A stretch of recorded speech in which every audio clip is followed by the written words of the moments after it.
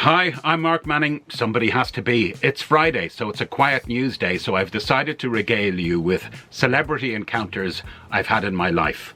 Not just to regale you, but in some pathetic fashion to fashion an association with aforementioned celebrities. You know, name dropping, in essence, that's what it's called. The first one on the list is the master of the universe himself, CEO of that time of Microsoft, Bill Gates. How did I meet him? Well, how did I encounter him? Sorry for slurping. So, in 1995, Windows 95 was launched and an international tour was entered into with Bill Gates, of course, selling the product. And he had a launch here in Dublin. And at that time I was in IT and I was the Toshiba guy. Toshiba laptops. So I worked closely with his team to make sure that when Bill got on stage, the plug and play aspects of Windows 95 worked perfectly. Because a couple of days beforehand in the States, let's just say in IT parlance, the computer had, the Compaq computer, the competition, had shit itself. And Bill was left plug and playless. But it didn't happen on my watch, as I watched nervously from the audience. Next day, I'm flying out to London. Who's there? But Bill and Melinda. Hardly any, I didn't see any bodyguards. And at one stage, he slumped down against a wall and he looked very, very youngish looking at the time. And he yawned and I went, if only I had a camera, that would be on the front of the Irish Times tomorrow and I'd make a lot of money. He was on the same airplane as me, a couple of rows ahead, in economy. And the wife asleep on his lap. And I watched him get off the plane. Again, I didn't see any phalanx of security or anything like that. Very, very natural guy. This is before he tried to inject us all. And next celebrity on my list, well, you might know of Ronan Keating, Irish pop star. His daughter, Marie, was born in the next hospital room to my daughter, Franny, in 2003. And it was Mount Carmel Hospital. It is no longer. It was a great hospital. And I was going down the hall one night just to check in on the kind of nursery to see my little baby daughter. And who's coming up there? There's little Ronan Keating himself. And I just went, Ronan Keating? And he goes, yeah, he's quite small. And I'm not tall, but he's like 5'2", standing on a stool. And we actually got talking. And I said, you know something? I was reading your book, which I was. I read celebrity books. And I said, it was kind of ironic. I said, I was reading it here the other night.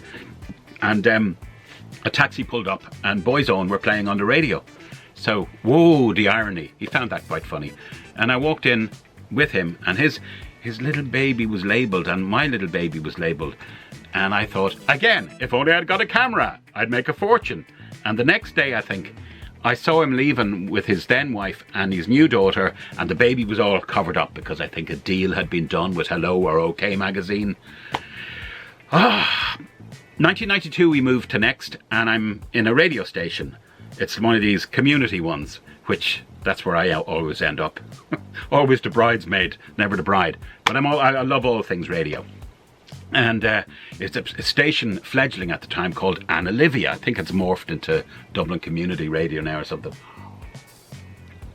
And it's Grafton Street, which is a wonderland, any Dubliner will tell you. And it's Christmas time. So we go out and we're vox popping, interviewing people on the street. And who do we spot but Bono, nearly tripping over his little Cuban heels. Another man of small stature, but a big star. So one of the team ran over and they said, Bono, would you say Happy Christmas to everybody on Anna Livia from Bono and you too? No, he says, no, I don't do that kind of thing. Now, the man's entitled to his privacy. Of course he is. But still, would it have killed him? No. Within seconds, who do I spot? But on this side of the pond anyway, quite a big celebrity at the time, the late Ronnie Drew of the Dubliners, the gravel-voiced maestro himself. And I said to him, listen, well, I didn't say, listen, Bono's just told us where to go. I went over and I said, sorry, Ronnie, would you mind saying, Happy Christmas, everybody, to what? To what? And he says, what's that yoke? I always remember that says to me, what's that yoke? I said, it's a microphone. Right, he says, what is it? Happy Christmas, Haggy Christmas from Ronnie Drew and the Dubliners. I'm still telling that story over 30 years later. thereabouts. So, who's next? Colin Farrell.